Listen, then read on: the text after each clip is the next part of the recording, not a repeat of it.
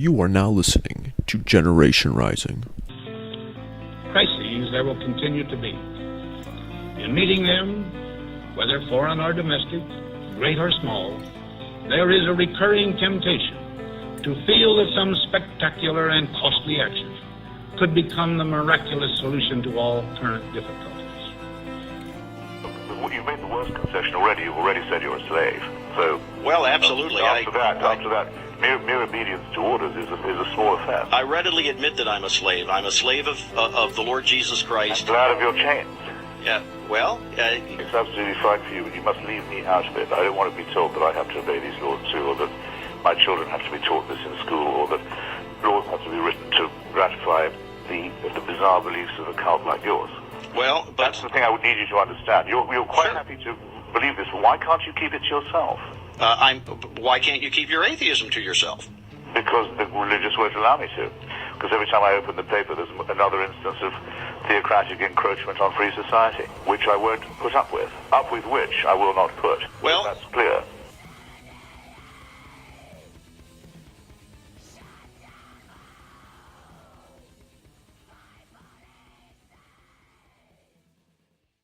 Here I go again, girls, what's my weakness? Men, okay then, chillin', minding my business, just had to look around and I couldn't believe this, I swear, my niece, my witness, this brother had it going on with something kinda, wicked, had to kick it, I'm not shy, so I asked for the digits, that don't make me, see what I want, slide to it swiftly, so I dip back in my hips to my bag of tricks, make me wanna lick my lips, make me wanna do tricks for 'em, lick 'em, like a lollipop should be licked, came to my senses and I chilled for a bit, don't know how you do the voodoo that you do so well. It's a spell. Hell, make me want to shoot. I'm going to keep that and then put that in the episode. That rap was fire, by the way. Welcome, everybody. This is your host, Dion, back as always with Generation Rising. Now, I promised you guys that I would bring on a guest straight from the protest of Standing Rock, and I delivered, like I always do. Yes, don't all clap at once. Thank me. I know. I love you, too. Yes, throw rose petals at my feet. Okay, tomatoes being thrown, that's not cool, but I'll deal with that as time goes. Okay, so I have on today, this is another long doozy of a show, but you need to understand the importance that I just can't do it any shorter, all right?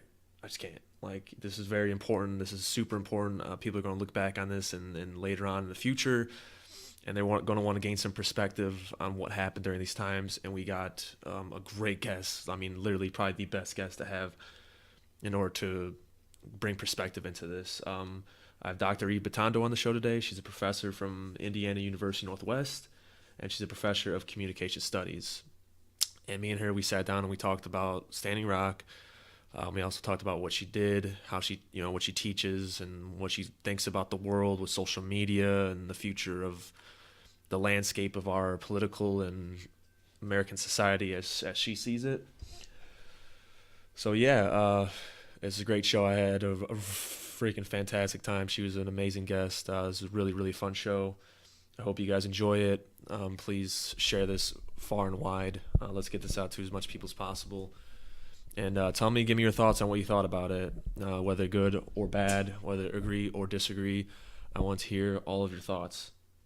And so that was her with that sick ass rap, you know what I'm saying? So she ain't playing no game. She came here to slay some shit, to recognize real kind of shit, you know what I mean? Yes, I don't know what I mean either. Okay, I bid you adieu. Enjoy, you fucks. Hello, everybody, and welcome to a new episode of Generation Rising. I am with, like I told you guys last week, a protester from the front line of Standing Rock. She just got back recently, within a week. Dr. Eve Bottando, how are you doing? I'm doing great. Thank you so much for doing this show. No problem. I've talked about Standing Rock actually a lot, the DAPL, on my podcast. I think about a good 3 times. I mean, it's a huge thing that should be talked about a lot more, and especially the mainstream media doesn't get the coverage that it deserves, unfortunately. We did, though, just get some really good news today. Yes. The Army Corps of Engineers has denied the Dakota Access Pipeline and Energy Transfer Partners the ability to drill and put in a pipeline at that location near Standing Rock. Yeah, they're no longer going to drill under the Missouri River or the Lake Oahe. Is that how That's you pronounce correct. that? Oh, yes, I'm excited. I really got that right. But yeah, this is the unfurling scenario of it. You said this started back in April, right? That's when the protest started. When did the protest start about this? Well, so back in April, the tribal archivists for the Standing Rock Sioux began a prayerful vigil about the Dakota Access Pipeline on her land in the reservation. And there was an invite made for people to go to Sacred Stone Camp. That's actually where I went with my bestie when we went out to Standing Rock. So Sacred Stone Camp has been going since April, and it's this recognition, according to the tribal archivist, she felt like this was going to be an attempt to erase her people. By poisoning the water, by putting this pipeline in lands that still are under contention due to the 1851 treaty versus 1889 treaties, and these are all things we can discuss later, and I encourage everyone to look up on their own and kind of learn more about. So Sacred Stone Camp makes an invitation for people to come, and there's so many people that come that it actually spills over, and so they start a few other camps like very nearby. The major actions that we've seen where photographers have gone out and people are out in the river, and you see the pictures of the police officers dressed in riot gear. Yes. Those major actions are mostly getting together in the Osheti-Sakowin camp, which is just right there. So it's all a part of the same grouping of people, which when I was there, around 2,000 to 3,000. David Archambault, who's the head of the Standing Rock Sioux tribe, said 5,000 recently. It was a very large number when the weather was warmer. So you have a large city that just got created Yes. by virtue of being guests of the Sioux. Now, you're a professor of communication studies, so your whole take on this and how you communicate this to the world, I feel, is extremely vital, and I'm so glad that you were able to come here and talk to me about this. I want to get your thoughts of what made you decide to go out there and join this protest. I'll give you the specific instance. So I'm on Facebook, and I made a decision earlier this year that I wasn't going to ignore friend requests from students. That also meant that I was also going to just have a public Facebook page. I was only going to be able to put out there what I felt, something that students, college-age students that I'd actually taught and might still teach again in another semester would be willing to see. One of the alumni from our university posted during the Facebook action. So he posted that he was at Standing Rock. So if you remember this, 1 million people check into Standing Rock.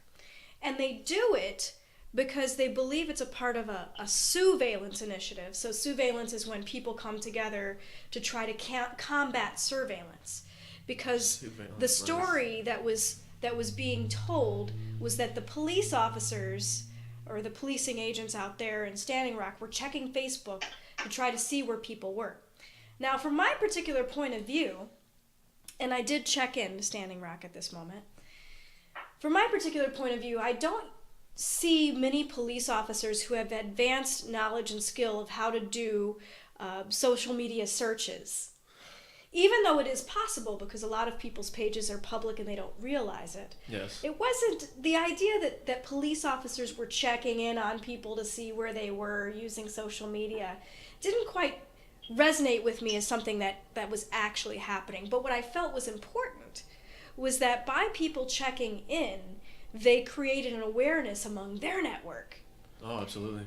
So the conversation starts online between me and this other student. That the student checks in, then I check in, and then someone says, well, they're not actually doing surveillance. And I said, well, I don't know. I'm just going to get in my car and go out there. I'm just going to get a camera. I'm going to get in my car and go out there. I teach on Mondays and Wednesdays. Even though it would be awful on me, I could see getting in that car, getting out there Wednesday night, or getting in the car Wednesday night, getting out there Thursday and trying to document this. And then I also thought, that's going to be nuts. I'm not going to be able to get my grading done. I don't feel good this week. I'm trying to get through life here. And then I talked to my best friend, and we're both in it together to go during the Thanksgiving holiday. So I had a whole week of school there when Thanksgiving happened where I didn't have to be in the classroom. So we go then. And that's what got me going, is really like watching students trying to understand, students that have taken classes about media and network technologies and culture with me, being still confused. And these are smart kids. Absolutely. Shouldn't call them kids, Yes. know, they're in their 20s, but that concerned me, and I wanted to do what I could, and I knew that I could do it. I knew that I could drive out there. I knew that I had the time that I could be able to go, and I knew that I was somebody who other people trusted as a source of knowledge. Nice. Well, I commend you. I commend you for your effort. Man, I wish everybody else thought like that too. Now, like, you're going out there. What did you know what to expect? No, I absolutely had no clue. You had no idea what was going on, right? I had no idea That's what amazing. was going on. And I had way too many ideas in my head, too. I had this idea that, okay, there's the media message, the messaging's not breaking through. Michelle Obama said, when they go low, we go high. And I was thinking, okay, when they go low, let's go absurd. I did take my accordion out there. I was going to fight fire with marshmallows. I was going to try to draw as much attention to this, maybe using humor, but appropriate humor as possible. Absolutely. But then there was the action where people were sprayed with water in sub-freezing temperatures. And it was impossible to really imagine in my heart a comedy scenario. It was maybe disrespectful. I learned when I got there that the important thing to know for those going to Standing Rock and those that have gone is that you are a guest of the Sioux. You are there for them. You are there for clean water. So that was available to me as knowledge before I went, but I didn't quite get it as much as when I got there. Right on. And the moment I was driving in to set up camp at Sacred Stone Camp, Ashton, who's not of the tribes, she's just this young woman who's there, and her volunteer effort was to stand there in the cold, Oh wow. greeting all these folks coming in and making sure that they got oriented to the way things go at the camp. And so the moment you get there, this is what you're told. No drugs, no weapons, no alcohol, and you are a guest. Right on. There was a lot of media that was going around. I don't know if it was true. I didn't really verify it myself, but they said they were. There was an article. I forget who was even put up by, but they were treating Sacred Stone Camp like Burning Man. That's a great myth to dispel. No. So when you go out on direct action, so when you see the photos of the police officers and you see people getting maced or I saw a taser, those images are produced from people that are going out in direct actions, and I was potentially going to be in the spot where someone's there to document. You go out with your camera, with whatever, you make sure that you capture what's happening. The training for direct action is 2 hours long. And one part of the direct action training that we haven't discussed is that they tell you your ism is left at the door. You are here for the water. You are here for the water protectors. You are here for the tribal nations that are here to protect the waters. Right on. Okay. So this whole idea that it's like Burning Man is somebody's fantasy. Somebody's probably, a lot of us have to go to work every day, get up. I remember when I was working a job out in Chicago, I would be up at like 5 a.m. and then that would be late for trying to drive to the train, get on the train, I'm falling asleep, doing my makeup in the car or something, and then getting on another train to get to a job, coming home 6 or 7 o'clock at night, doing that whole thing again. And so I don't blame people for wanting to have some idea that this is a fantasy of a bunch of Trustafarians that are hanging out partying like Burning Man, but it is not that. It's not that at all. It's just crazy. I mean, you hit on a really good point. I mean, yeah, millions of people, do exactly what you did with the Chicago thing, and they're just all you can really grab a lot of times, especially when you have such a busy, hectic life, is just sound bites, and that kind of shapes your perception on the world. But you don't ever go deep into the details, and you don't figure out if something is true or something is false. You know, I mean, you've seen that with the recent election. But okay, so can you give me some insights on, like, you know, like the people you said they were very generous and welcoming. Some of them were volunteers; they didn't have to be there. That's a beautiful thing. That's awesome. But what was it like? What were the Sioux like? You know, like the leaders and stuff, the tribe leaders. What were they like? Well, you know, I really can't speak to I didn't get to meet folks, you know, because that wasn't exactly my role. My role was to come in and get knowledge for my local community and to come back and speak on shows like this. So I wasn't the kind of person like Amy Goodman or other major journalists who are going to do an interview with Archambault or some of the other people who have been really a part of shaping the action and doing the work for a very long time. They've been doing this work to help protect the waters.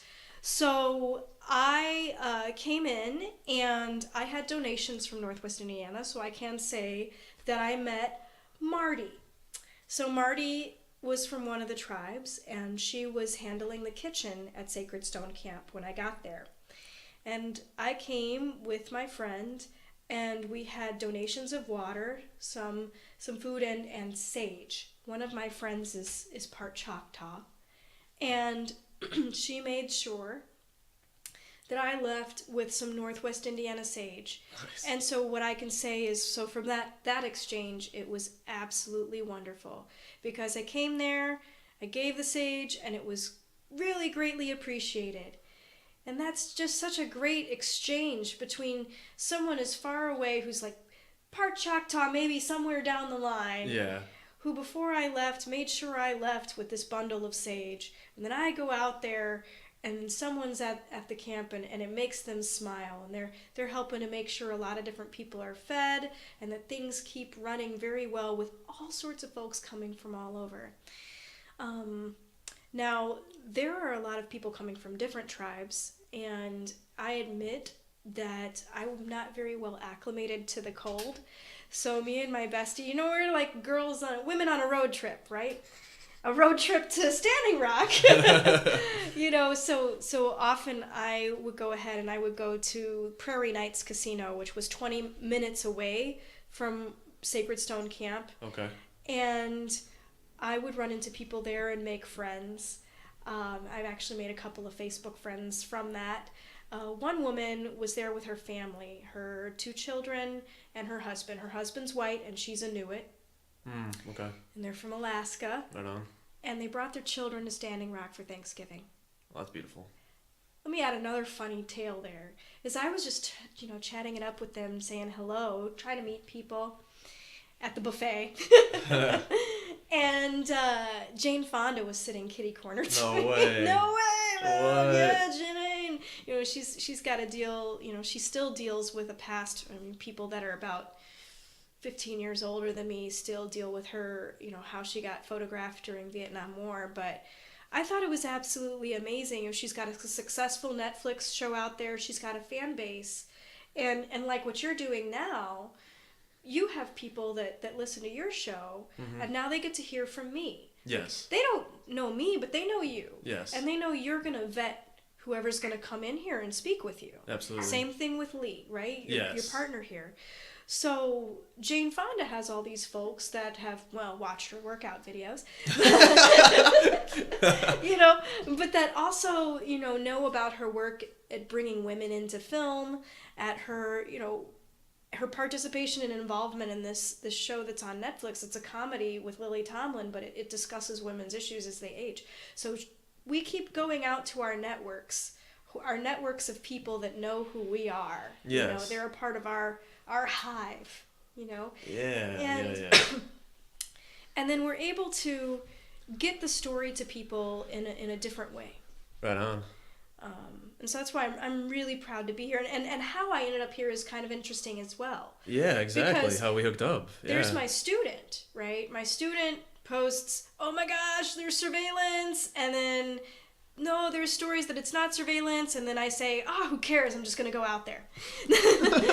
and I come here because my friend, our mutual friend, Miguel. Yes. and I Who's just out there right now? I have to advertise. Fantastic artist. Absolutely. Our mutual friend Miguel is out there right now. Absolutely. And it's through him that we come here together, and our networks, the different people that we know now get to converge because we're doing this interview talking about Standing Rock. Yes, exactly, and that is a beautiful notion too. He's a great artist, by the way. Man, so you're at the casino and you're trying to chill, mingle with the townsfolk and stuff. Now, what was the people's like mindset? I mean, you probably didn't get out there that much, but what was the people's mindset about what's going on inside North Dakota? I mean, you know, you have thousands of people descending on North Dakota, which, you know, probably doesn't happen that much, right? You know. Inside the camps, it doesn't really feel like descending like locusts. Inside the camps, it doesn't feel like that. It's like, okay, you know, the Europeans are coming in, and we're gonna make sure you know. So that's kind of the terminology. You know, not everybody is like that, but just talking to a few folks, that's sometimes a way to call us. You know, we're from European descent. We're not from these lands. Maybe there's a part of us that is. I haven't checked. Yeah, me either. But so you come in and you get a part of different networks. And you get kind of told, here's the rules, right? I told you the rules. And then you try to find out where to go. And then you try to find out where to volunteer. And then if you can't find a place to volunteer, maybe you invent something. Like Liam. Liam was someone I met at the camp. And he actually tried to go see if someone needed help in the kitchen or needed help chopping wood. The answer was no, which is weird to think, like, wait, I'm an able-bodied person, I can chop some wood for you. But there was already enough people doing different jobs where he was searching, so he just started cleaning up on his own. Okay. He just started cleaning up the camp. Okay. So it doesn't really exactly feel like descending, but it is difficult to, you know, imagine that all these folks are coming in with tents, and some, very few, but some with RVs and campers, and they're going there to help. And that's what's bringing people together. In the news article that I did for the Post-Tribune, which gets distributed out through the Chicago Tribune Network, that was something that I said, you know, people have to find common ground, literally and figuratively. and that gets interesting. Interesting is that word we use when we don't know how to use other words. But you gotta imagine, like, folks are coming out who are Lutheran ministers who care, you know, and they're sitting next to the folk that, like, went to school and they read Das Kapital by Marx, and they're there because we need to make sure all workers join together to workers of the world unite. I'm just running a line for you, right, just say how different people are that are coming there. Yeah, the best. Okay. Then you've got, like, there was a sign that I saw, and because I accepted, you know, the rules here don't take photography inside the camp, I can only describe to you that there was a Detroit for Standing Rock group there. Really? There's people coming in from Detroit with signs up, you know, Detroit for Standing Rock. We're here, people with their kids coming, and then a lot of different people from a lot of different tribal nations. The last couple that I met were a couple of guys in a rented, like, what was it, cool Dodge Crusader, like, or Challenger. They were in a Challenger, and they were trying to figure out how to get there, and they were driving down the road where it's blockaded. They were from Ottawa. Oh, okay. I didn't catch which tribe they were from or representing, but people were starting to come out from further and further away, you know, who were connected to, in any way, to the Sioux. Yeah, people were making, like, a kind of a Mecca journey to, you know, make a stand for water. So I mean, in essence, you know. I couldn't answer your question directly because it's not like I met with David Archambault, but that's because David Archambault was doing some very important work with other people. Well, yeah, I mean, it seems like a very complicated thing, and I mean, it was handled, I mean, absolutely beautifully. I mean, this is, you know, people always get, you know, technically shit on, you know, because, like, you know, we can't act civilized, you know, blah, blah, blah, blah, blah. You know, everybody's anarchy when you get them together from different beliefs and ideologies. But you've seen this beautiful thing happen, you know, with the Standing Rock, which is a huge American testament that needs to be sang from the rooftops, you know, how people can join together from different backgrounds, different beliefs, and make a stand for such thing as clean water. You know, I mean, because you're talking about, like, okay, you're talking about Indian reservations, right? You're talking some of the most impoverished people in our nation, right? They've been overlooked. They haven't, you know, they don't get the money, funding. I mean, they get overlooked and trampled on consistently. And, you know, it was a good thing for America to stand up and be like, man, you know, they're right. They're right. I mean, pipelines, they burst all the time. All the time. I mean, this is a national tragedy. I mean, the amount of pipelines that we have in this nation it's insanity just to think about it. The network of pipelines that we have. I mean, and you know what's going to happen? This always happens. The same thing always happens. Pipeline bust, water's contaminated, people drink it, people get sick, the company gets fined, and they just do it again. There's no really repercussion for this action. Like, it's not like any CEOs of BP's going to jail for this action. You know, this doesn't happen. It's just they get a slap on the wrist, $130 million fine, amount of money they already wrote in their budget, you know, to cover this. You know what I'm saying? So they just get off scot-free and they leave people devastated. And I'm really glad for the Sioux Nation that this is going to happen. I mean, the thing that I heard today is that we're really worried about is the mere fact of, you know, because the Trump administration could change that essentially, right? You know, because I mean, whatever the business ties that Donald Trump has, you know, he does have supposed investments in this pipeline and with this company, right? So we'll see, but this is a victory. A lot of people, they were really shaming Obama for good reasons for not saying anything. I mean, I tried to call the White House like a lot of times just to get my voice through, and there was no comment. There was no comment at all. You know what I'm saying? It was heavily overlooked. And wow. And this is a huge thing. This is a very big thing. You know, we've seen it everywhere. You know, people were going to Standing Rock. Our friends, our family, they're at Standing Rock right now. You know, this is a huge thing, and nothing but good news. Like, the amount of bad news that we probably heard from it are probably a bunch of haters, people that didn't even bother to go there, right? Or just a bunch of people trying to antagonize the situation, right? But of everybody that's truly went there and experienced full well, there's nothing but great things I've heard.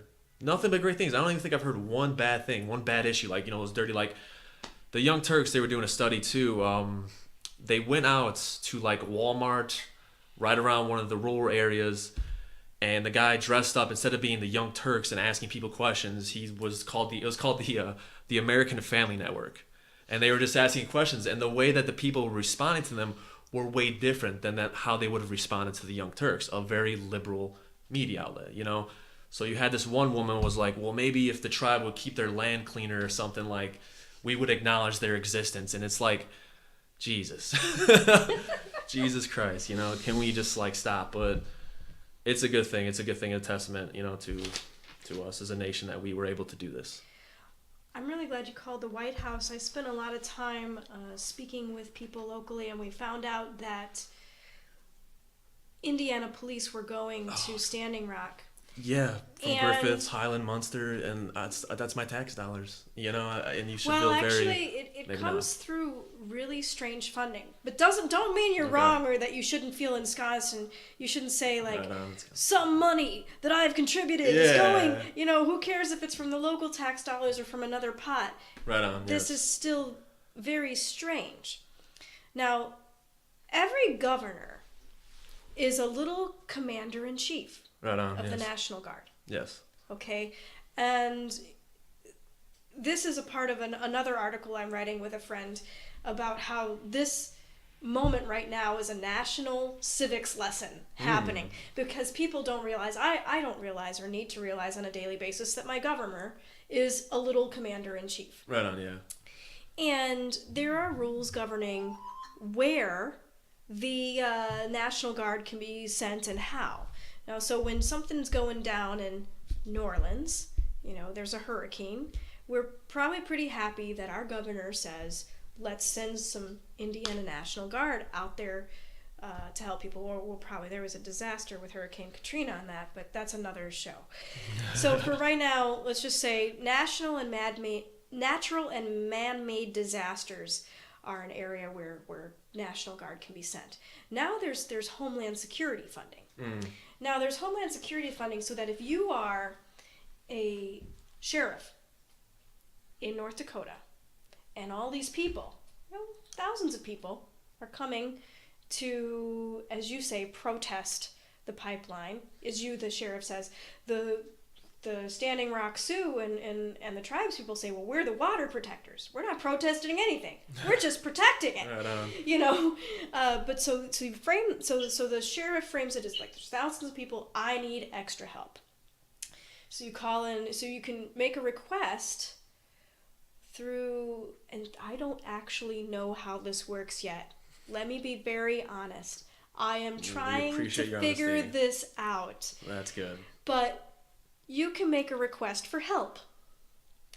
And so there were police from Northwest Indiana in Standing Rock. Yeah. Why? Exactly. That was why? Like, what's... And there's an issue that police officers know, and that social workers locally know, that there's a common practice where when you find a space there's a lot of drugs being sold or a lot of gang activity, they'll sweep the area. Just bring a lot of police all at once to sweep the area. Well, from that we know that when you bring police officers who aren't from the area, who aren't invested in the area out there, you know, they're just going to rely on, I can't say they're going to rely on the most forceful tactics, but they're going to take, you know, just your default proper strong precaution. stance as a police officer. So it sets up bad conditions to have a bunch of police officers who aren't from the area. Then you have your sheriff of Morton County, telling them this is the scenario. But he gets to have the lens about how it is. Then as a police officer, you've got to go in there, and then you see, like, you know, folks with no weapons, or as I heard in Rob Port's AM 970 in North Dakota, I listened to his show. He got to interview a police officer, unnamed police officer, but the police officer did not, you know, mask his voice or anything, and he said there were nuts whizzing past. Like nuts and bolts. Like that's what he had. You know, they're in riot gear, and it's laughable, but this is serious stuff here, man. Yeah, this is serious. nuts. You're a police officer. They're shooting nuts at you with slingshots. Well, you know. That's what was the claim was named, nuts, slingshots. Like, you know, where is Jon Stewart or Trevor Noah? Because this is a Comedy Central. That's a very I should pick up on that. Nuts whizzing past. You know, but so we've got policing efforts that are happening through some murky Homeland Security thing. Yeah. And I have to hand it to you, there was an outcry in Indiana. Big one, yeah. So there was like two weeks they were out there. And then they came back, right? And there's an outcry, and they've been back for about 4 weeks now. The press... the PR person, the public relations person for the Lake County Sheriff's Office put out a press release recently. I haven't gone to go find it or see it, but I know that he was putting out a press release to say, hey, just thanks for calling. Just so you know, we're answering calls from people locally first, and yes, some folks from California called in, and we'll deal with them too, but we're back. Right on. But they went out for 2 weeks. Yes. How does that work? How am I a college professor at a major university? I'm at a branch campus, don't get me wrong. But I'm a college professor at a major university, and I don't know how that works. Like, I don't know that. Yeah, I get what you're saying. But I do know I can look up this information. I know I can talk to people. I can find out things. And like you said before, you're trying to find a person with the library, right? You just the got to go library to the of information. Right, yeah, go or to you got to the go right ask library. a librarian. Or just the basically... saviors of our democracy. That's right, we were talking about this. Librarians are going to come out right now as like this... They've always been it, but now more than ever, librarians are going to be the saviors of our democracy. Absolutely. Because when you're looking at, like, gosh, well, I saw this news source on Facebook, and it said this in the headline. I kind of read it, and then I reposted it, and now I'm finding out that that was to generate revenue for that website, and people clicking got somebody some money, and there was no truth, but I thought it was real. I thought it was new. So now nice, I'm gonna be like, let me get to a librarian, please. Where's the local public library? Because I need to know where to find the source material to understand, you know, how does the First Amendment work when you're in the tribes? Do you get First Amendment rights? What about if you're a part of a tribal ceremony that involves going out into the water to protect it? Do you have First Amendment rights then? How do First Amendment rights work? I need a librarian. Yeah. That's very good, and to incorporate too, you know, when they're being sent out, you know, like let's look at it from the other side. Let's look at it from different perspectives so we can get a more well-rounded picture of the situation. Is like you said before, they are going into uncharted territory that they're not familiar with. You know what I'm saying? So anytime when you go over to somewhere you're not familiar with, you're going to be on guard a little bit. You know, you're going to be more defensive. You know what I'm saying? Because you don't know what's going on. You have a family at home. You're trying to get back there. You're not really trying to get caught up in the craziness of what might happen. Mm-hmm. So, you know, they come out here, and the militarization of the police, which, you know, needs a whole episode dedicated, many episodes dedicated to that. It blows my mind. I mean, because we've seen it, like, it became on the world stage, national stage in Ferguson, the rights of Ferguson. You have just people just standing with signs, marching, walking, and then you have these big tanks from Iraq with AR-15s with laser points, like, at people, at protesters. And that agitates the situation, I mean, that creates, because, I mean, let's be honest, a lot of the police officers that are on our forces are Iraq veterans. They're used to wartime conditions, you know what I mean? And they have combat military training, so, I don't know, it's a really tough topic to cover, but Well, it looks really bad. It looks from really a bad when you history have a perspective. machine gun with full armored gear next to a tank, sound cannons. I mean, they have all this weapons, right, at their discretion. And if they were to use these weapons at their discretion, 99% of the time it's going to be okay because the police officer was in danger, all right? The people were in danger, you know what I mean? But, say, for example, I mean, one nut flies past an officer's head, and that automatically gives them the discretion to use whatever at their disposal to eliminate the possible threat, right? I mean, we've seen that with the woman's arm. I guess she didn't get her full arm blown off, but, something happened where her arm was severely hurt, you know what I mean, in that situation. Might be damaged forever. You have water being pumped on, like on protesters in negative sub-freezing, conditions. And then you have, the governor coming out and say, well, they need to be evicted because of their safety. And it's like, you didn't give a shit about their safety when you were spraying them down with water, and they were getting hypothermia. But now all of a sudden, you care about their whatever double standard thing. So... Well, this is a line to follow. With the way things have gone down in terms of personal life, personal conversational life after the election, and I mentioned the election, this has happened in, I'm sure, previous elections. There's so much engaging and back and forth conversation, and it's not really the best use of energy. If someone comes at you and says, how dare you do a show about this? How dare you? You really ignored a lot of people's perspectives, man. You're talking to this college professor. Yeah. She plays accordion. She's loony, of course. That's a very good point. Of course, an accordion is gonna. But the thing that we need to do is we really do need to stop and pause and start doing our research. And so when someone comes at you and they're like, well, I got this story. Were you trying to tell me I don't know anything? I read it. Yeah, exactly. And it's okay. It's okay to say, hey, I tell you what, we're just, I love you, man. But for today, that conversation, we're not going to go there. Let's go back to talking about this. And I tell you, I will look into what you're saying, but I just can't keep going in this conversation direction where you're like, those protesters are paid and violent. Just, you can't. And sometimes it's available. Well, at first here's a tough thing right now. When someone comes out and says something that's racist, homophobic, or bigoted towards indigenous, what do you do? What do you do? This is your buddy, right? What do you do now? What do you do? Sometimes you can't stop and pause, but the kinds of engaging that you can do when someone's conversing about Standing Rock and says stuff like to the Young Turks, like, well, if they weren't so dirty, those dirty Indians. I mean, that's such an obvious reference to the kinds of talk that we thought was left behind to the days of Amos and Andy. Oh, yes. And exaggerated, yes, stereotypical figures of what a black person is, or what a white person is, or what a Native American is. That they're dirty. That's hearkening to some deep, historically rooted traumas and hatred. Absolutely.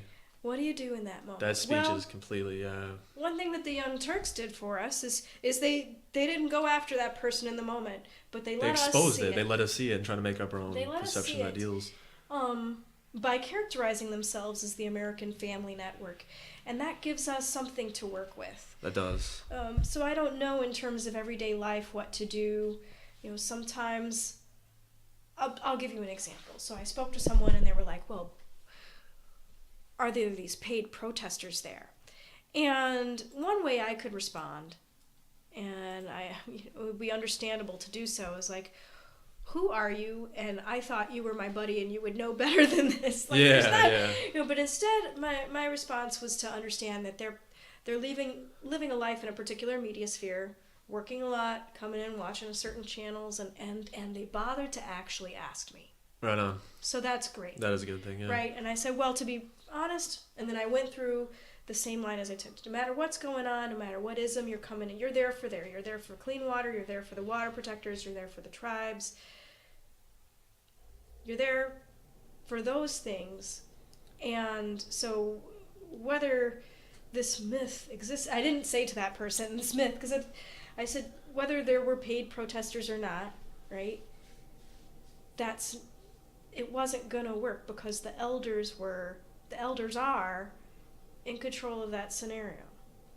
Yes. It's hard for people to get that. It's weird, but it's not normal for us anymore to think in that way, that like there's a group that folks, has everything under control, and, right? and it's not completely under control, as you can see, when people got hurt, but they're making decisions through discussion that have the impact on the lives of people there and people that aren't at Standing Rock. That is some deep stuff. I mean, that's how government should be run, but unfortunately it's kind of not, you know? Yeah. You have a mixing of ideologies, and you have a constituent that's, you know, like you said, living in a media sphere. And you, out of everybody, know this way better than anybody. And I mean, I talk about this a lot, you know, but I don't even have near the credentials that you have. But it's such a huge endeavor to undertake. But it's like, you know, you've been saying this whole time that you've been here, it's kind of, in a way, self-education is key. You know, going out, finding the right sources, you know, verifying things, thinking about the world outside of your bubble, trying to gain new perspectives, trying to understand the other side. Mm-hmm. I mean, these all these things go into making a good, well-rounded decision, especially when you're trying to be a leader and make decisions that are going to affect the lives of other people. Right. You know, and a lot of our leaders, they go in just with this brash notion of thinking that they have it all. They all know it. They already have it down, blah, blah, blah. The money's coming in, so let's just go on that. You know, and then, so I was actually going to ask you, because I want to get your take on it. We were talking about this before the podcast, but do you think that we are just unable to, like, is technology going too fast for us to be able to fully control what is happening, like, on social media and Facebook? Because, I mean, you said that there was a myth, right, against the millennials, right? Like, that's just a myth, and I agree with you. You know, you made a lot of good, valid points on that. But is this, because, I mean, we never had this instantaneous amount of interaction. And the sweat, I mean, we're just bombarded by boatloads of data that we have never been bombarded with before. Do you maybe think that we're just unable to handle this in a proper way, in a conductive way? I mean, we're probably going to get better over time, right? But what has to happen for that to, I don't know. What's your take on that? Well, I think that whenever there's been a change in the way we do daily communication, it's always felt like a crisis. So I don't necessarily think this is new, because the same arguments happened when television became more prevalent. Oh my God, the TV's gonna warp your daughter's mind. She's gonna want to go get college educated. It's gonna ruin everything. Yeah, she wants to work now. Oh man, she wants to read more. You know, she wants to read about this. Oh Lordy, this is destroying the fabric of our society. Radio. The American family, yeah. Radio. Can you imagine radio was viewed as something dangerous? Really? Yeah, because it brought into the domestic sphere, the domestic space, like different voices. Right? So you couldn't control it completely. Yeah. You couldn't control what communication. So women would be at home in the scenario where, you know, you got to cook and clean and take care of the house, and then they would listen to soap operas. And then they would be blamed, much like how the youth today are like, oh, you guys are so awful, you're on your cell phones all the time, you're tuned out, you can't tune in, you can't be citizens, blah, blah, blah. But women, and there have been studies done on this, I mean, I'm not spitting any flow that I haven't checked up on, you know? You know, women were like, oh, those lazy women listening to soap operas, but what were they doing? They were listening to different stories of what love could be like. That's why you had soap operas, because soap operas sold the soap. They're called soap operas. Is that real? Because they were sponsored by soap companies, and soap companies wanted to sponsor them because women who were doing the work in the home. Shit, my mind is fucking blown. Could you please take my classes? It's just like I stand here and I'm like, okay, students, this is what I'm gonna talk today in the media and culture course, and I'm like, oh yeah, cool, whatevs. I'm like, darn it, why can't I have like my mind is fucking blown? I mean, if I could have like ratemyprofessor.com ratings and say, Dr. Eve, my mind was fucking blown. Like, I'm going there and I'm rating right now. Indiana University Northwest would be like, well, our university professor, Dr. Eve Bottando of Media and Culture, her stories are so good. You know, you go on ratemyprofessor.com and you can see several people saying, my mind was fucking blown. Actually, yeah, no way my university. I'm woke. But, so this story keeps coming back and back again because people can connect to voices that challenge whoever the authority is when it comes to from the man of the house all the way to the sheriff of Morton County. Yeah. Traditional journalism as it's done, and it's not necessarily wrong to do this, but there are problems with sourcing because journalists are trained to source officials. But when you source officials are going to tell you their version of what's important for you to know. And so a sheriff wants the national news to know that the sheriff is there to protect the people. That's why all these police officers from anywhere that's not North Dakota, plus other areas of North Dakota, the Fargo sheriff, you know, whoever's out there in the county where Fargo, they were not happy to be working in this area either. You know, so there was even internally to North Dakota folks that are like, Morton County Sheriff, not gonna go out in the public and say I ain't buying what you're selling, but police officers aren't going there. You know, National Guard were called in all through legal infrastructures that the Morton County Sheriff could use. Okay. But it's all coming through the Morton County Sheriff's perspective. So for a while there, because journalists are sourcing officials, they're going to source the Morton County Sheriff. And the Morton County Sheriff is going to tell you that what they're doing there is needed. And that's their perspective. Who, we're not going to go into truth or lie world here or get into existentialism or but what we can say here is there's an issue with sourcing. This is not something we commonly think about, but that's a part of the way journalism narratives get done when it's a national news story like this. Now what happened is that all these folks coming to Standing Rock, all these folks putting out posts, people, I'm really not trying to pat myself on the back, but as an example, people like myself going out there and coming back and being a source for local news, the sourcing shifted. So now you're sourcing a local college professor in the newspaper who went out there.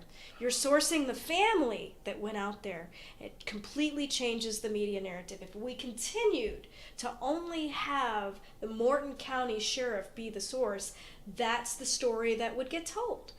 But because so many people, then you have the veterans going there. Yes. And the media industries, whether you want to call Facebook a media industry, because it certainly is. Absolutely, yeah. Let's not forget Snapchat. Everybody keeps forgetting that, but you know, Snapchat is What about really, MySpace, bro? Yeah, Snapchat is really what my students mostly use. I'm I don't not use on it. it much. Yeah, I can't handle it, but It's it's just like too much social media for me. I gotta make too many clicks to get my information I know. out. But That's not cool. messages are coming through different channels, and the same sources that are usually used are not the sources that can keep being used, because there's a different story arising. And if you don't actually get that story, then you're not doing your work as a news outlet. Yeah. So for really a long time, the story that was getting told out that was really frustrating my friends, to the point where people that I know who'd been in commercials, they're still making media, they're like, I can't listen to the news anymore about this. And they were glad that I had gone, because I could just go and I could say, here are the simple things to know. And they trust you, and you can be viewed as a trustworthy source from them, and by word of mouth, like this can happen, something like this can happen, like a podcast with somebody like that, You've got, I'm going to say this. You've got open source software on your computer right now. Damn, I'm just kidding. Yeah, I know, but there's been a programming community that has helped people do what you're doing right now. Give me a platform, exactly. Now, it was not a part of everyday life that people were in the 80s were necessarily taking digitized recordings and getting them out via networks so efficiently and quickly.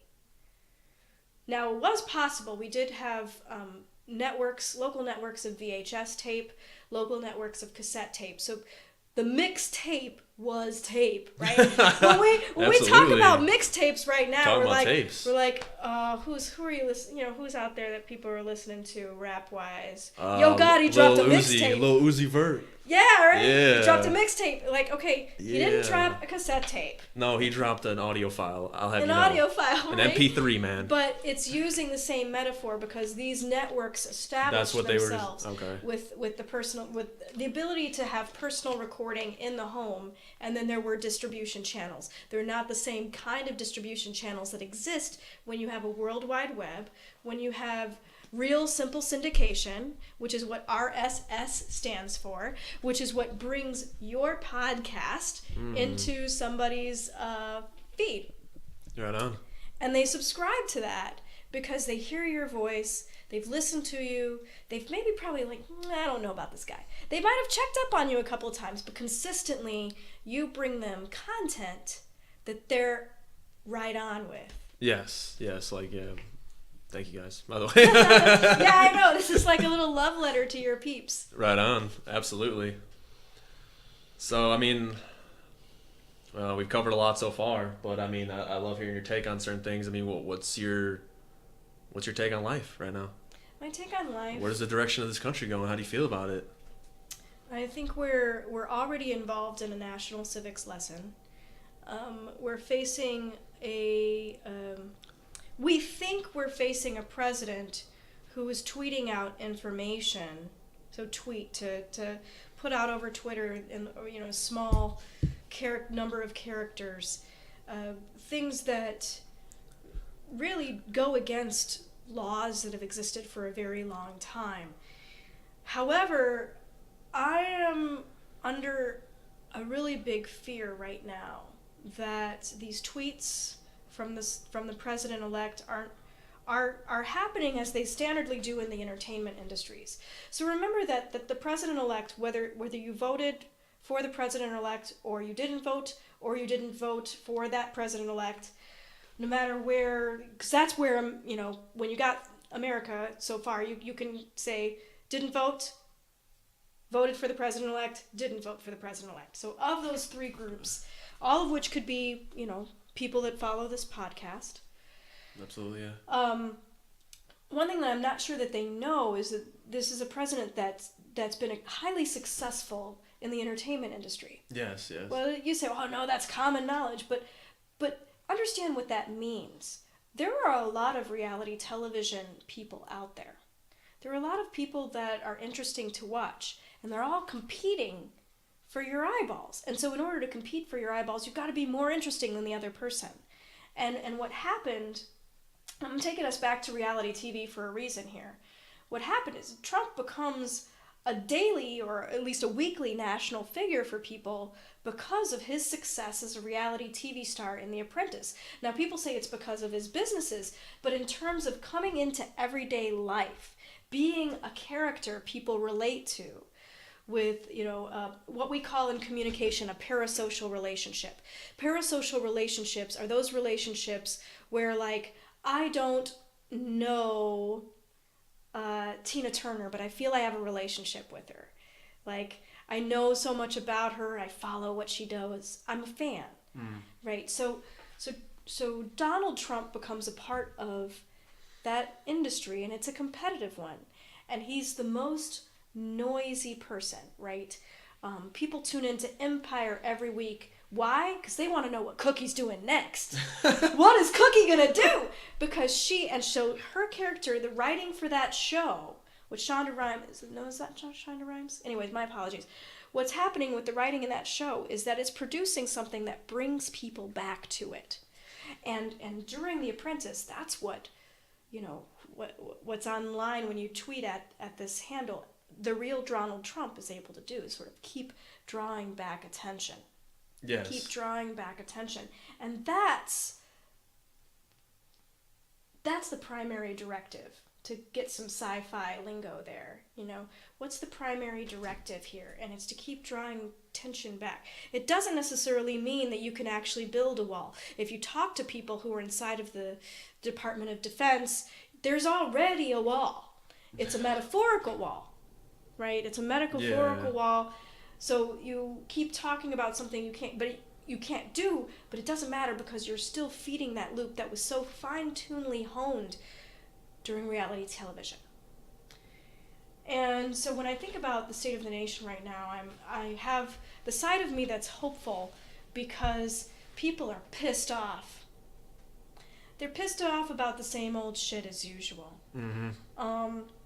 And that means that suddenly I can say, librarians are the protectors of our democracy. Absolutely. And people will say absolutely, whereas months ago, we were like, oh, okay, whatevs. We don't need the library. We got Google. MySpace, right?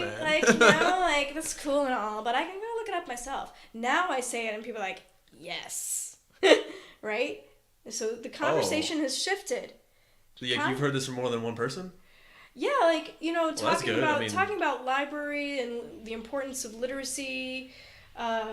People are seeing, oh, all right, okay, now we really need to think through our sources. I thought I had all this stuff at my fingertips, but what I have is everybody's messaging, and some of them are getting paid per click, and they don't care what's out there. Right on, okay. I gotta give a hat tip. I hope she doesn't mind it, but I gotta give a hat tip to Professor Melissa Zemdars out on Merrimack College out on the East Coast. She was my colleague. She's badass, I think is the technical term. And it was her that created that Google Doc that made the list of, sites with, pay-per-click news that may not necessarily be news. Really? Or she was the one that did that. She's been on national news. That's what's up. Big shout out. And this has caused a national conversation. Yes. That we really have to look through the information, the knowledge. Information, let's just say information, not knowledge yet. That we're getting. So there's that, but then at the same time, there's this other edge I want to highlight, this other facet to people being pissed off, and that's 200 hate crimes happening within a week of an election. There was a news story of a woman who was hit with a brick, a black woman. It's painful, you pass out. I started to note. I know she didn't really pass out, but there was multiple stories of violence. There's the Southern Poverty Law Center, they were gathering all these stories. They were telling them to call in and send it in. So it's like, I'm pissed off, and I'm gonna go beat somebody else up. Yeah. This I'm afraid of. Yes. I'm afraid of this kind of mob. But Standing Rock, you mentioned how beautiful it was, and this is exceptionally important to highlight, that people could come together who had no common ground other than their concern for clean water and the future of the land.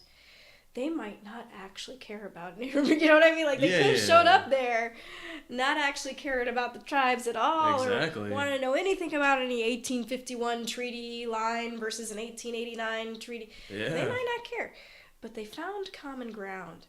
And they did. And no one in the camps was getting in anybody's faces, right? It seems like it was less violent there than some of my former students' Facebook feeds, where they're like, I can't even have a conversation anymore. I just gotta get off. Jeez. And these are people that they've been their friends for a while, and they're in a back and forth. And I applaud that people are actually trying to talk about stuff as opposed to burying their heads in the sand. Yes. But Standing Rock gives us a vision of how we can come together and learn and find out about important topics. Absolutely. And part of what's different from that vision from others is that it's based on respect. Right? Right on, yeah. Respect, like, right? Reservation. Respect. Respect, And so I was thinking, like, you know, if somebody had this, I don't know what's going to happen with this action now that the Army Corps of Engineers has done what it's done in terms of what's going to happen with this pipeline and what's not going to happen with this pipeline. Now that that's happened, I'm not sure where this goes. I know it doesn't stop because there's more questions here than the Army Corps of Engineers could actually answer. And then in addition, yes, there's a changing of, you know, the guard. Yes. You know, there's a changing of who's going to be, and so we have to stay alert. Well, aware, yeah, we can't, it's not over with. My dad said today, you know, the battle is won, but the war continues. Right on. That's smart, man. What we can do is we can get together, we can do stuff like this show, and I think collectively Standing Rock shows how we together shifted the conversation. Absolutely. That's a huge victory for people. We shifted the conversation from traditional sourcing, which would have kept everything with the Morton County Sheriff. And we put it with the people. Yeah. And that's how things got done.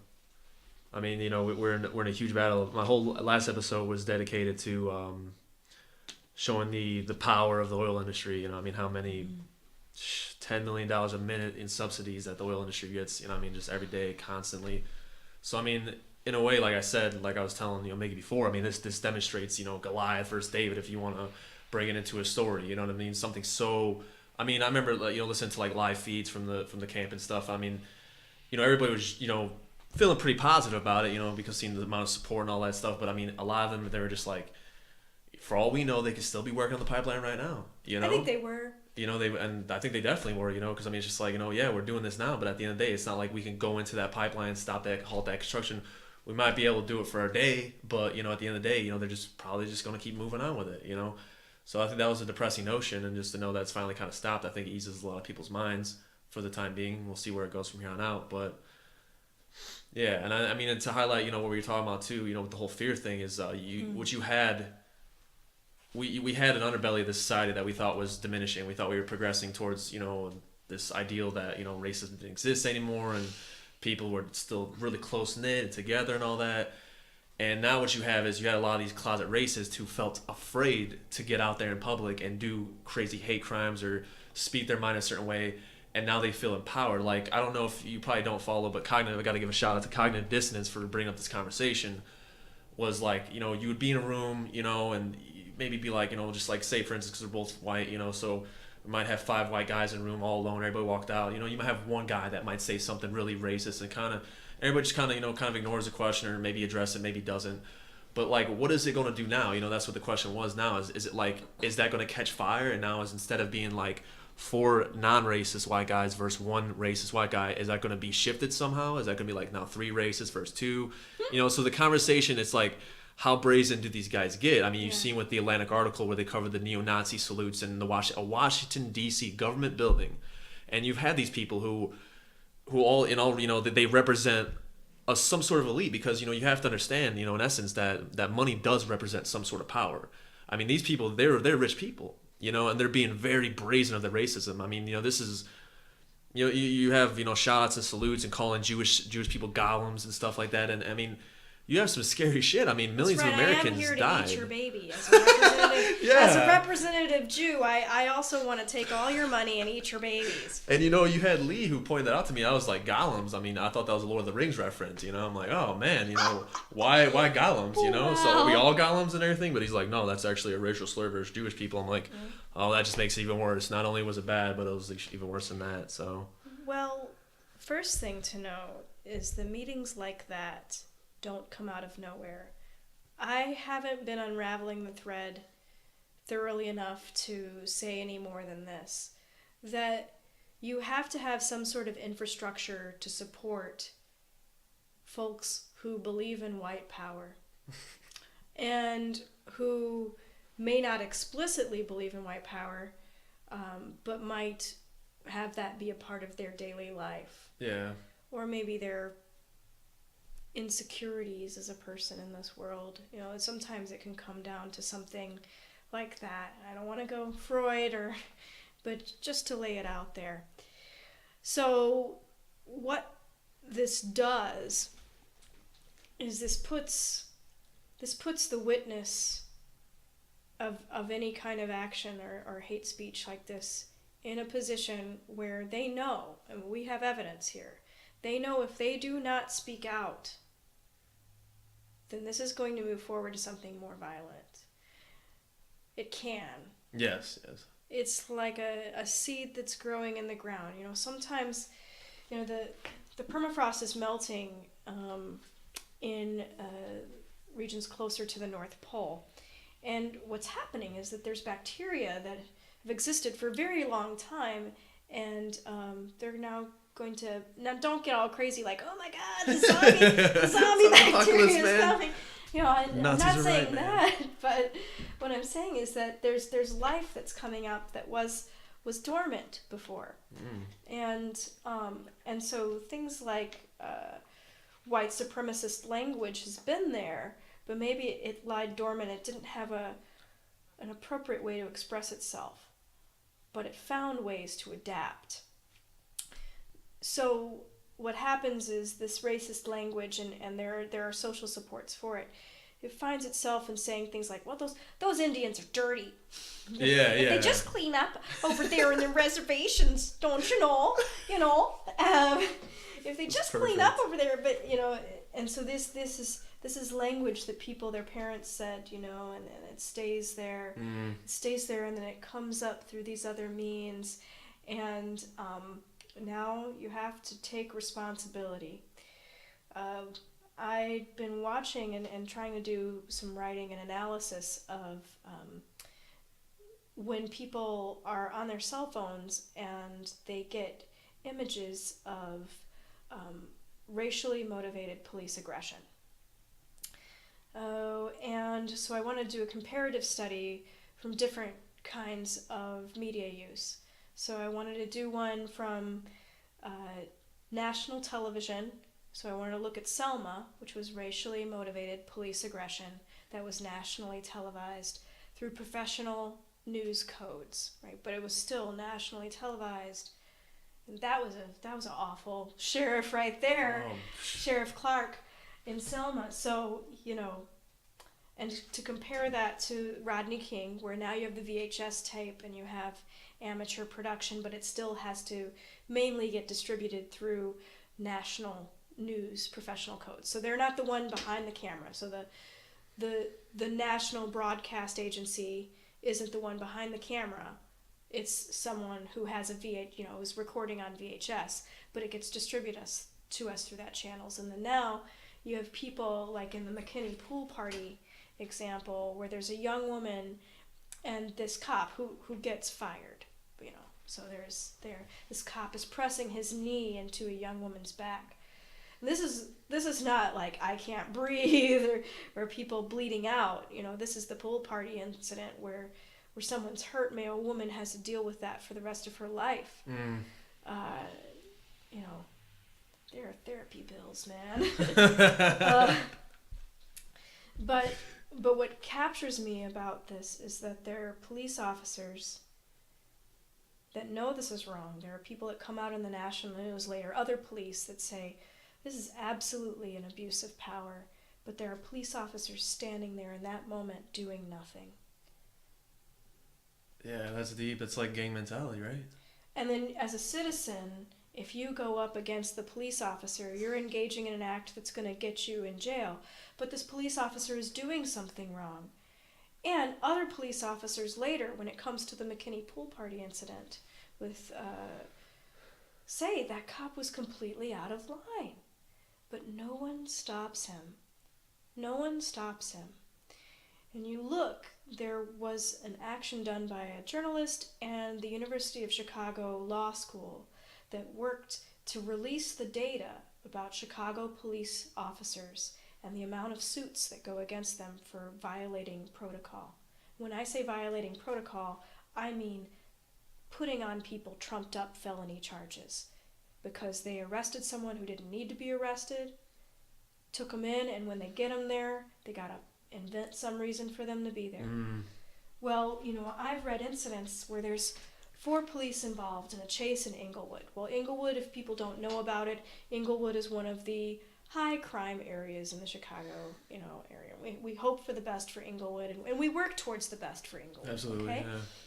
But police officers are in this area. There's a description in one of these pieces of documents that were put up on the web because of the work of a journalist and people from the University of Chicago, Kent Law School, to make sure that everybody knew about what police officers, what kinds of actions were they involved in. So they do this is a good thing about data, right? When you can do a Freedom of Information Act request, yes, absolutely. You get this, or you demand this, then now people can know how much violence their police department has been involved in. So it doesn't have to be something they imagine or speculate. They can actually go right to the data. Yes. And one of the incidents I read about involved someone running through Inglewood. And there are 4 police officers involved in the chase of this guy. And let's just assume, I can't remember the details, but let's assume guy getting chased is bad guy. So someone's getting chased in Inglewood. And there's a guy on his stoop watching it. And the man that's getting chased yells at the guy on the stoop, "Get your camera, get your cell phone out, get to record this," right? And the guy actually doesn't do it. He's just kind of hanging on his stoop. So this might be a local person that people know. It's like, oh, that's like, he's going down. Right? We've seen this coming. We knew. Just stop and so running. The police officers are chasing after him. So then one of the police officers yells at the guy in Inglewood who's just on the stoop. He didn't even grab his cell phone camera or anything. He yells at him. The police officer yells at the guy, not involved in the chase, "Get inside your house." And the guy on his stoop says, "Why?" The next thing you know, he's out in a jail and he's got charges trumped up against him. He wins. But it's a settlement. Because it's a settlement, we don't hear about these things. Okay? Okay. So, and this is one incident of many. Yeah. So what is happening with that good police officer who watched it go down? Who are you, sir? Who are you to sit there and watch? Well, by the way, this guy that I'm talking about, he's a media literacy guy. Or no, he's a literacy guy, not media literacy. He worked for Each One, Teach One. Really? So he's out on the South Side trying to help kids read well, and he gets... And these police officers think. This is just one thing that I read. Yeah. These police officers do you know what it's like to put a felony charge on somebody or put a charge on? You gotta. It's very difficult when you're trying to apply for graduate school. When you're trying to apply for you're destroying jobs. someone's life. You're literally destroying their life. Yes. You're reshaping it in some way. And so, who is that police officer that's like, I'm a good police officer, but did nothing?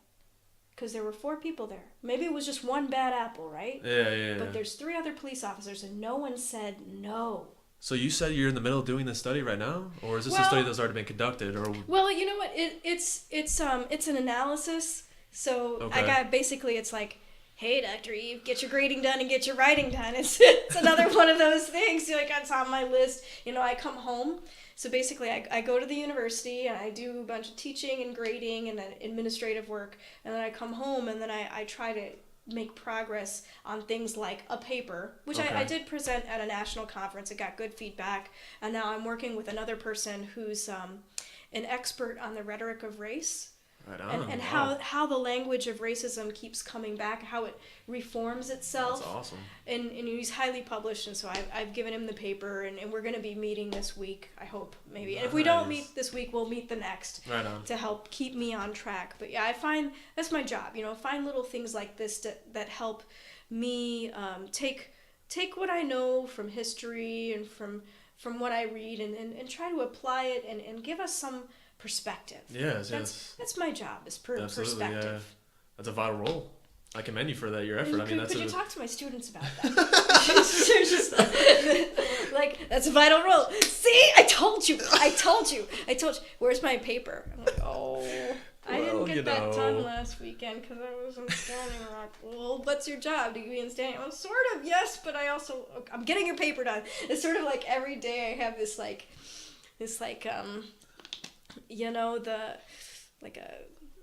either side of the family. It could either be the Catholic voice giving me guilt, from my dad's side of the family, or the Jewish, this mother voice in the back of my head. Hey, did you get your papers done today? No, huh? But you were on a podcast, weren't you? Huh? Oh, man. Well, you got your podcast done, but you didn't get your paper done. This is how I live with this counsel in my head that constantly gets the out. Council of Eve Yes. at work.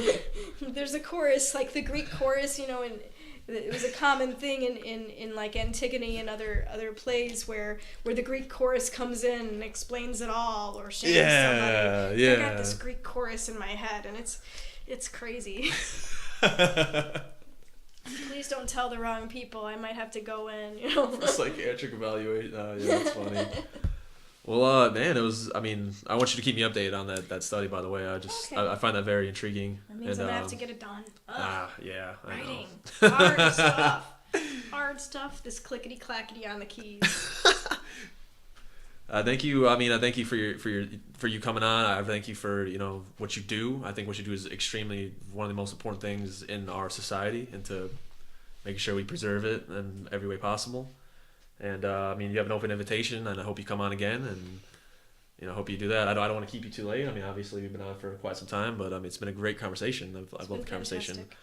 So thank you very much. And yeah, I mean, let's just you have any final comments would you like to say before we end it, or? Well, if you like this content that's been produced, you're listening, please feel free to repost wherever you want to. And if you don't feel like reposting or putting it out to your different networks online, have somebody chillax instead of Netflix and chill, right? Like yes, podcast and chill, man. Podcast and chill. That's the greatest thing ever. I'm gonna get made fun of so bad for that one. Dr. Eve, do you even know what Netflix and chill means? Like, what? Please, I don't know what you're talking about. But yeah, get people together. Make food together, hang out, share our resources, and listen to this. And if you have some questions, you can feel free to contact me. I'm a public university professor. I'll try to get back to you as soon as possible. Obviously, students come first. My last name @iun.edu is my university email. I can post that. Yeah, I can post that on there. And I also keep all my social media profiles public. I've just decided that's the way to go. So you can follow me on Instagram @Eve Bottando. Twitter is also @Eve Bottando. And Facebook is also eve.bottando. You're welcome to all of that. If you try to friend me, I might ask a question, or if you don't hear from me from a bit, maybe send me one of those messages. I try to check the folder on the side. And I think I never, ever would have guessed in my life when I was a kid growing up in Gary, Indiana, I would have never guessed that I would have been able to have the privilege to be an open information source for people. Right on. And so I view it as a privilege. I view my education as a privilege, and this is a part of what I do to give back. Absolutely, and we appreciate it all. And like I said, I thank all you guys for listening, and I love you all. See you next time. Because gospel means good news. And quite frankly, I do think that atheism is good news. Every religion, every belief that includes an omniscient, transcendent being belittles everything about reality. Everything becomes trivial. This 80 to 100 years that you spend on the planet becomes meaningless in comparison to an eternity afterwards. Every beautiful flower becomes far less beautiful because of what could have been from an omnipotent creator that's going to do this. Every decision you make in your life, every action you take, every joyful feeling you have is trivialized by a notion that you are the puppet or the plaything or the loving or the beloved creation of some benign dictator who wants nothing more than for you to love him back and make sure you don't sleep with the wrong person.